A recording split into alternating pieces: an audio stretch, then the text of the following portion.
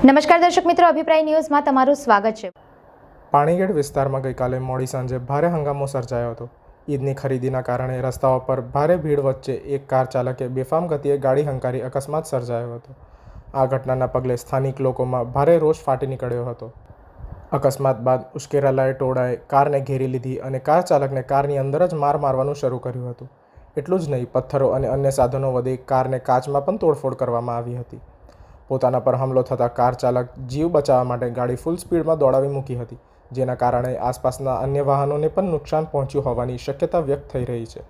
આ સમગ્ર ઘટના સીસીટીવી ફૂટેજ સોશિયલ મીડિયા પર વાયરલ થઈ છે।